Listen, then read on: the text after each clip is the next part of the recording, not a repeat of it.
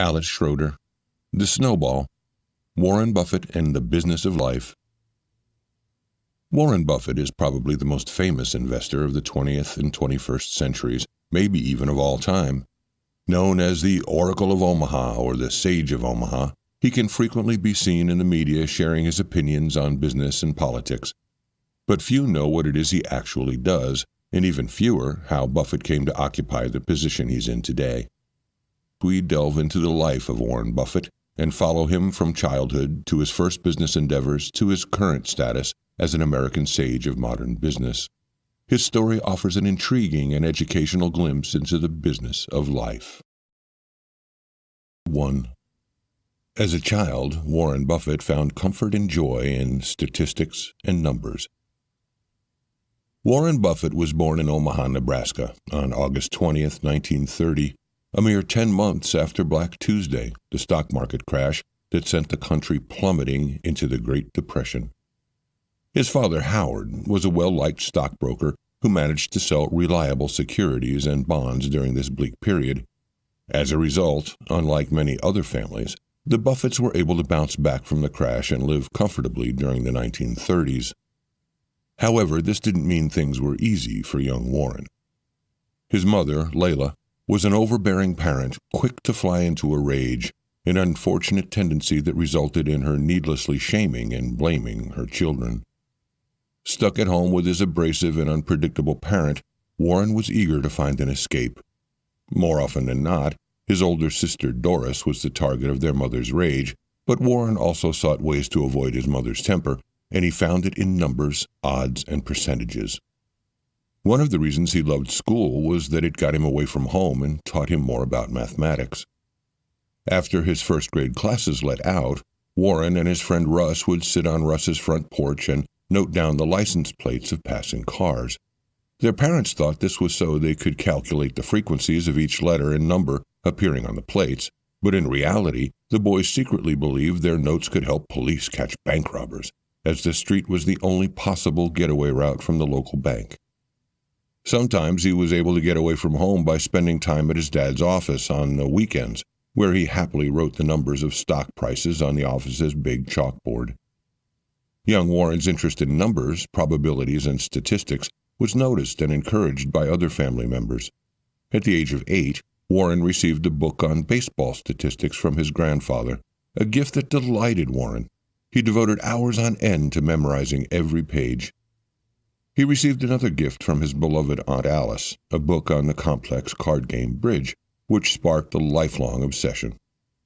With these wonderful books, Warren could sit happily in his room, away from his erratic mother, and spend time in the company of more comforting and reliable companions. Numbers. 2. Buffett began earning money and investing at a remarkably young age. If there's one thing that fascinated Warren more than numbers, it was money. When he was 9 years old, Warren was already making money by selling packs of gum and bottles of Coke to his neighbors. A year later, he was selling peanuts at football games at the University of Omaha. Warren's interest in money intensified in 1940 when he spotted a book at the library called 1,000 Ways to Make $1,000. The 10-year-old Buffett was instantly inspired by it and confided in a friend that he planned to be a millionaire by age 35. He was certainly proving himself to be a determined kid. By age 11, he'd saved up $120, which was a whole lot of money in 1941. He used that money to make his first investment. He bought 6 shares of the company Cities Service Preferred, 3 for him and 3 for his sister Doris. In high school, the odd jobs continued. He sold golf balls and bought pinball machines that he rented out to barber shops. But his wages really went up when he started delivering newspapers. In 1942, his family had moved to Washington, D.C., after his dad was elected to serve in Congress as the Republican representative for Nebraska's 2nd District. It was here that Warren started delivering papers and selling subscriptions on 3 different routes, one of which contained 3 popular apartment buildings that were home to many U.S. senators. Since Warren earned a portion of the collected subscription fees, he was a highly motivated paperboy and a stickler for making sure his customers paid up.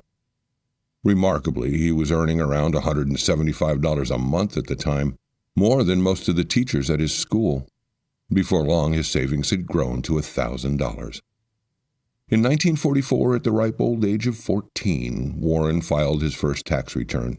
He cited both his watch and his bicycle as deductions and paid $7 in total. 3. After studying business in college, Buffett learned the secrets to success in the stock market from his teachers.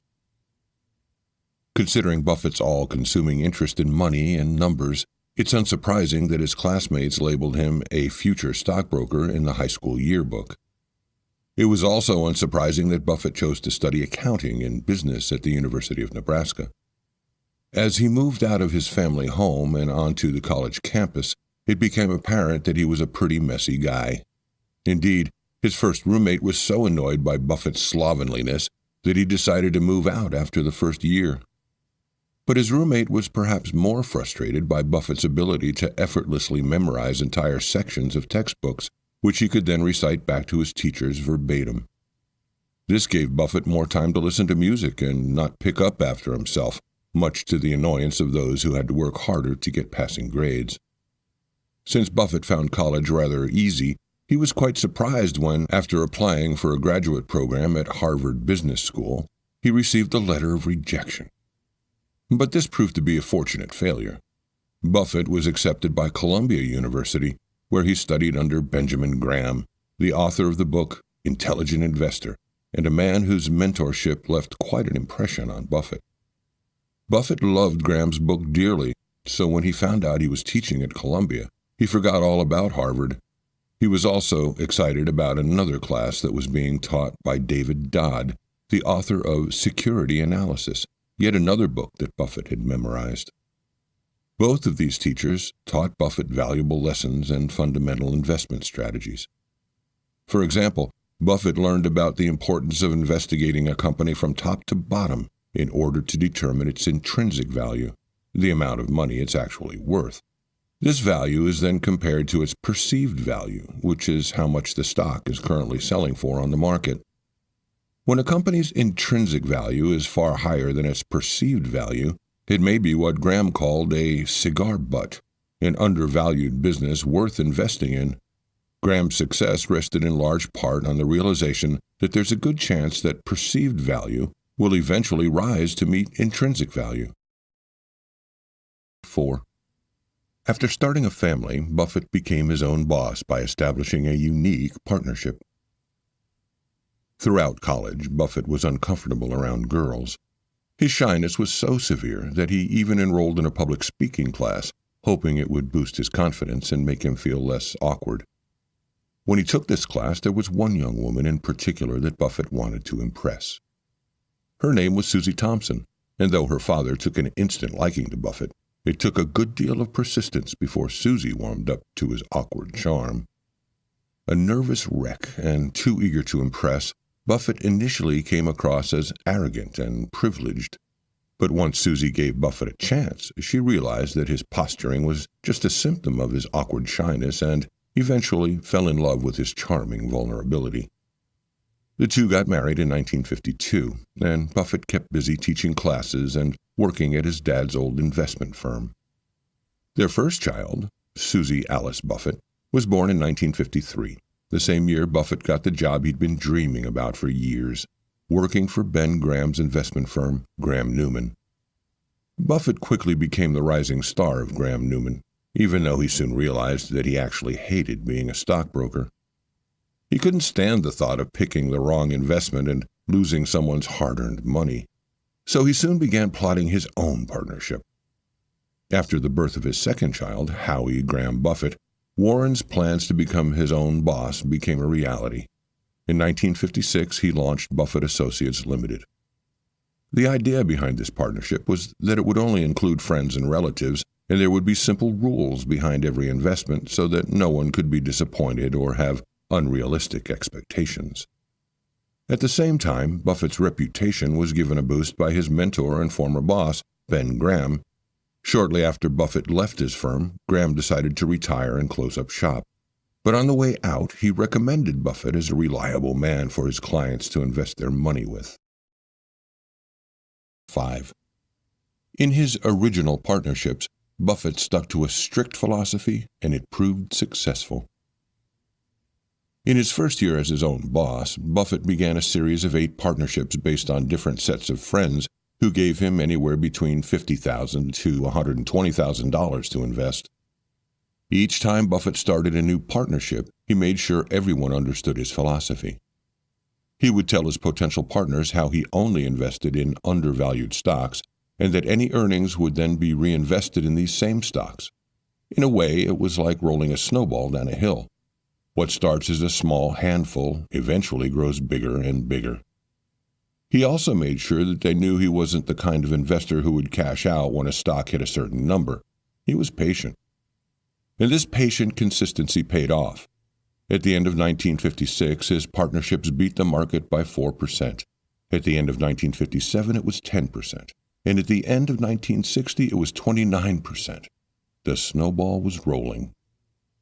By the start of the 1960s, Buffett was already managing over $1 million. At this time, the stock market was on an upward swing. Unlike many other investors, however, this shift in the market didn't change his way of doing business. He still searched for undervalued companies, and when he found something he wanted, he bought up as much stock as possible. This often meant earning a seat on the board to make sure that the executives didn't do anything foolish with the investors' money. Remarkably, while managing millions of dollars, Buffett was still doing all of his own paperwork. But in 1962, he decided to make things less complicated and dissolved all of his individual partnerships into a single entity, Buffett Partnership Limited. Around this time, Buffett's success was starting to expand beyond Omaha to Wall Street, where he was gaining recognition as one of the few major players who didn't work in New York City. However, some established moneymen remained skeptical and predicted that he'd go broke any day now. 6. In the mid-1960s, the partnership grew big enough for Buffett to start buying entire businesses. One person who recognized Warren Buffett's talents early on was California lawyer and part-time investor Charlie Munger.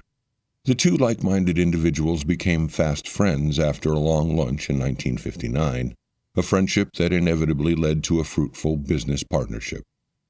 Munger's perspective opened Buffett's eyes to bigger possibilities and helped him realize that you could still play it safe while moving beyond those cigar-butt stocks.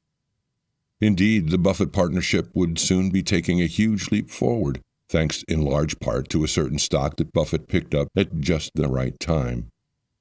When John F. Kennedy was assassinated in 1963, few people were paying attention to any other story. But by then, Buffett was a creature of habit, and he continued digging through the back pages of the newspapers, where he came across a story about a soybean scandal involving American Express.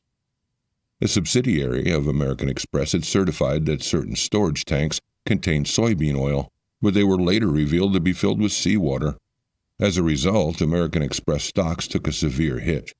But this didn't worry Buffett. He knew the company would bounce back. So when prices hit rock bottom in January of 1964, he began gradually pouring money into American Express, $3 million at first, and then by 1966, $13 million. Naturally, American Express did bounce back, and it brought the partnership unprecedented rewards, enough for Buffett to start buying entire businesses. One of the first buyouts was a business that would come to define Buffett, the small Massachusetts textile manufacturer Berkshire Hathaway. Buffett's research showed that its intrinsic value was $22 million, which meant it should be selling at $19.46 per share, yet it was selling at only $7.50 per share. In 1965, after some negotiation, Buffett got controlling interest in Berkshire Hathaway by purchasing 49% of the company at a little over $11 a share. That same year, Warren and Susie earned an additional $2.5 million, thanks largely to the American Express investment, which meant that Buffett had more than met his goal to become a millionaire by age 35. 7. With larger purchases came larger problems and some new rules to follow. Even though Buffett is closely associated with Berkshire Hathaway now, the company was so problematic that Buffett would come to regret ever getting involved with it. But Buffett isn't the kind of investor who likes to cut his losses, a philosophy that goes back to before his involvement with Berkshire Hathaway. In 1958, Buffett made a similar purchase of a company in Nebraska called Dempster Mill Manufacturing, which made windmill and water irrigation systems. But things quickly fell apart. He put the wrong management in charge, the company went bankrupt, and he decided to liquidate the company's assets. As a result, people lost jobs, and the neighboring community openly expressed their dislike of Buffett. Determined to never let this happen again, Buffett wanted to be sure that the right person was in charge of Berkshire Hathaway and that the business stayed alive. This presented many challenges since the cost of textiles was on the rise during the 1960s and 1970s, and the company's machinery was in desperate need of modernization. But Buffett never wasted money, so he was extremely hesitant about injecting additional capital into a company that held no real promise of turning a profit. All this meant that Berkshire Hathaway would continue to be a burden as a textile manufacturer. Nevertheless, Buffett kept it alive by continuing to purchase winning stocks in its name every chance he got, eventually giving Berkshire Hathaway one of the world's best stock portfolios. Despite the problems presented by Berkshire Hathaway, Buffett was doing extremely well. His investment partnership was in such good shape that he decided to close its doors to new members and tighten his investment rules. More and more technology companies were emerging in the late 1960s, which prompted Buffett to make a new rule. He would never buy stock in a company that offered a product or service he didn't fully understand. Buffett liked things easy, safe, profitable, and pleasant, which led to another rule: no involvement with businesses that had potential or proven human problems, such as impending layoffs, plant closings, or a history of executives fighting with labor unions. 8. As the partnership dissolved, the Buffetts began to become more involved in more personal and separate endeavors.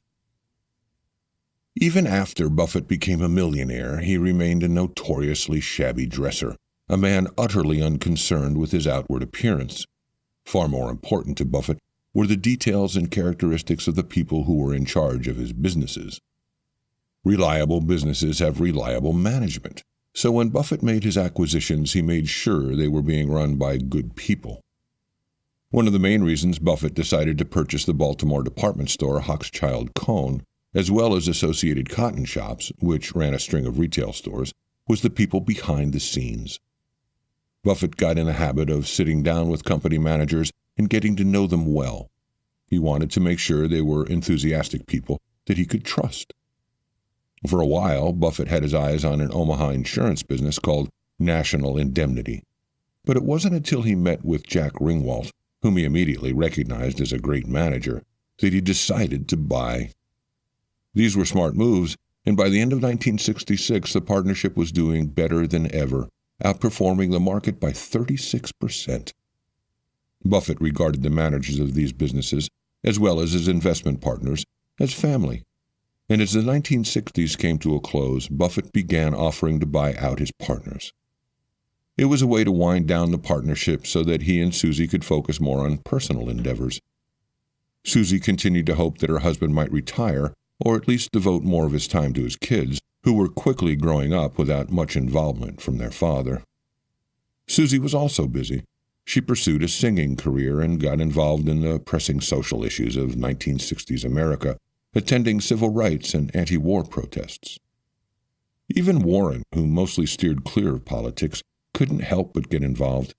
In 1967, he became the treasurer for the Nebraska office for Democratic presidential candidate Eugene McCarthy. Warren's move into politics had a lot to do with the death of his father, who was a devout Republican. After his father died, Buffett could finally express his own political views without worrying about disappointing him. 9. In the 1970s, Buffett became involved in the newspaper business. Back when Buffett was delivering newspapers in Washington, D.C., he dreamed of one day owning his own paper. And when he made $16 million in earnings in 1969, he was finally in a position to realize that dream. That year, Buffett purchased a controlling interest in the Omaha Sun.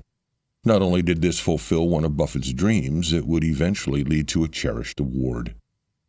In 1972, the Omaha Sun published an investigative article on Boys Town, a local shelter for homeless boys that dated back to 1913. When the article was written, the shelter had become a huge 1,300-acre compound with its own farm and stadium, being run by a priest named Father Edward Flanagan. Curiously, though, it housed only 665 boys, and there were 600 employees. It seemed like something fishy was going on, so Buffett helped the Sun's editor commission an investigation. Buffett's hunch led to a major scoop. Boys Town had in fact been stockpiling donations, grants, and funds, amassing around $18 million per year. The article, Boys Town, America's Wealthiest City, ran on March 30, 1972, earning Buffett's paper the Pulitzer Prize for Outstanding Regional Journalism. The story immediately went national and led to reform regarding how nonprofit organizations were run.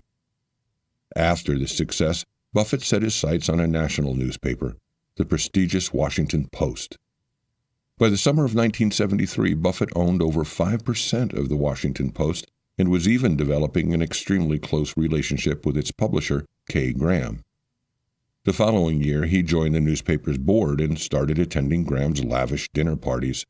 He spent many nights awkwardly attempting to mingle with famous guests like the actor Paul Newman, and trying not to embarrass himself in front of respected senators, diplomats, and dignitaries from around the world. 10.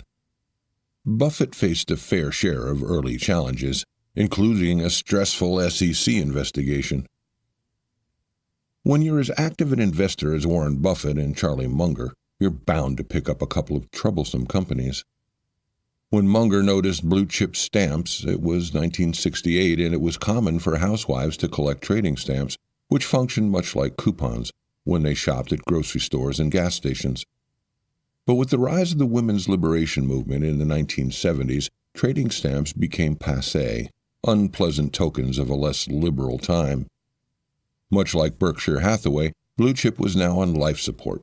It was only alive because Buffett and Munger were buying winning stocks under the company's name. So to help Blue Chip, Munger bought 8% of Wesco, an undervalued savings and loan company. Buffett liked Wesco too, but so did Santa Barbara Financial Company. In fact, SBFC wanted to merge with Wesco. But Buffett saw SBFC as an overvalued company that would only be bad news for Wesco. So he flew to California to talk with Betty Caper Peters, the surviving member of Wesco's founding family, and convinced her to call off the merger. She did, but the decision sent Wesco's stock plummeting from $18 to $11 per share. Buffett and Munger felt badly about this, so they offered to buy their majority stake at $17 per share. But it didn't end there. Santa Barbara Financial filed a complaint with the Securities and Exchange Commission, SEC, claiming Buffett and Munger purposely overpaid Wesco in order to ruin the planned merger. 1974 was a tense year. The SEC launched an investigation into Buffett and Munger's tangled web of over 30 companies. This included 5 parent companies, such as Berkshire Hathaway and Blue Chip, that each owned 5 or more other companies, which in turn owned other companies, and so on. They weren't hiding anything, but the complicated structure made the SEC highly suspicious. Buffett was extremely anxious. He knew that even being named in a finding of wrongdoing could ruin a reputation forever. Thankfully, in the end, the SEC only issued one warning for a disclosure violation in Blue Chip's past, and no individuals were named. 11. Buffett also faced challenges with his marriage and a legal battle between 2 newspapers. The increasingly close relationship between Warren Buffett and the Washington Post's publisher, K. Graham, initially upset Susie, but she eventually began a romance with her tennis instructor and wrote a personal letter to Kay telling her that she was free to have her own relationship with Buffett. However, in 1977, with the children out of the house, Susie decided it was time for a radical change and made arrangements to move to San Francisco. In many ways, Buffett never grew up. Though nearing 50, he was still a messy man who loved cheeseburgers and ice cream. He also remained far more devoted to his business life than to his family. Despite all this, Susie still loved him and wanted to make sure he was taken care of. So when she left, she hired Astrid, a young woman Susie knew from a nightclub, to cook for and look after Buffett. Buffett was shocked by Susie's departure, but after many tearful phone conversations, he finally understood that she needed a life of her own. Astrid eventually moved in with Buffett, a development that surprised both Susie and Kay, as well as Howie and Susie Jr. Then, in the middle of all this, a nasty legal battle began that would take years for Buffett to resolve. In the late 1970s, Buffett and Munger had added another newspaper to their collection, the Buffalo Evening News.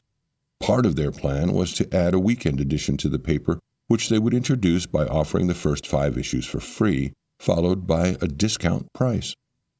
But their competition in the area, Buffalo's Courier-Express, filed a lawsuit, claiming that this offer constituted unfair practice.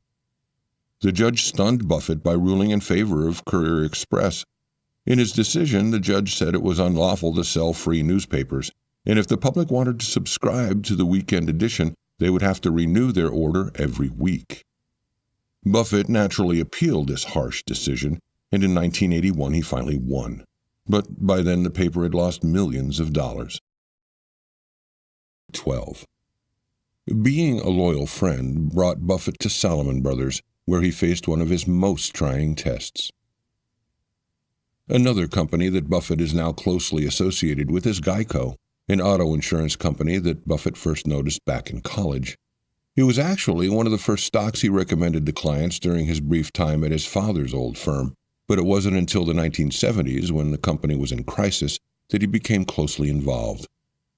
In 1976, Buffett joined Geico's board to help it out of bankruptcy by revitalizing its management. At the time, an executive named John Gutfreund, who worked at the Wall Street trading house Salomon Brothers, helped Buffett raise funds to get Geico back on its feet. Buffett was grateful for Gutfreund's help, and he tried to repay that favor when Salomon Brothers faced some problems of its own. In the 1980s, hostile takeovers became a standard way of doing business on Wall Street. Junk bonds were used to make brokers rich, and everyone was racking up debt by making deals based on credit. Buffett, who always paid with cash, hated these practices, and he didn't like the brokers or analysts indulging in them either. But when Gutfreund asked for his help in 1986, Buffett agreed to join the board of Salomon Brothers. Buffett had such a reputation for being associated with stable and reliable companies that having him on your board was a clear sign to everyone that the company was in good hands and not vulnerable to a takeover. However, Buffett never suspected the trouble that lay ahead. In 1991, an employee named Paul Moser was caught in a massive scandal. He'd broken federal laws multiple times by illegally bidding in government auctions. Making matters worse, management was made aware of this before the news spread, but hadn't taken proper action. During the fallout, Buffett was made interim CEO, and he put together new leadership and reforms. Crucially, he used his contacts to plead his case and successfully prevented the Treasury Department from barring Salomon Brothers from future auctions. 13. Buffett's success has continued without technology investments, despite an eye-opening friendship with Bill Gates. Warren Buffett's reputation took a downward turn in the 1990s. As technology stocks became all the rage, Buffett remained utterly uninterested in the NASDAQ. People began saying he was behind the times, an irrelevant old man. Remarkably, Buffett never concerned himself with these opinions, as he was doing just fine without technology stocks. Actually, he was doing better than fine. Between 1978 and 1991, his net worth jumped from $89 million to $3.8 billion and rising. And since becoming CEO of Berkshire Hathaway in 1986, that company's stock continued to soar, trading at $8,000 per share in 1991 and soon topping $10,000 per share. His career is proof that you can stay relevant and successful while steering clear of the NASDAQ. Buffett was one of the few people who recognized that the only thing tech stocks did reliably was to make investors unhappy in the long run. Nonetheless, he did make a small investment in one company. Warren Buffett and Bill Gates agreed to meet at a 4th of July party in 1991, even though both of them went in thinking that they would have nothing to talk about.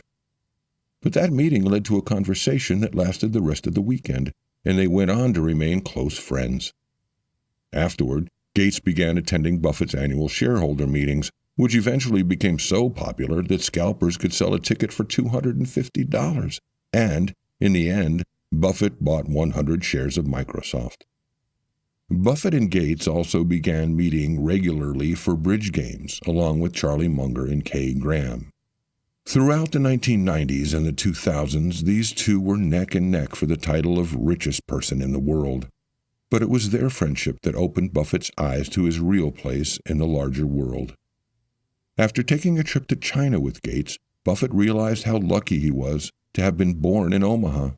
He clearly saw that he'd had advantages that many people in the world did not, a realization that only reinforced his humble and thankful attitude towards life. 14.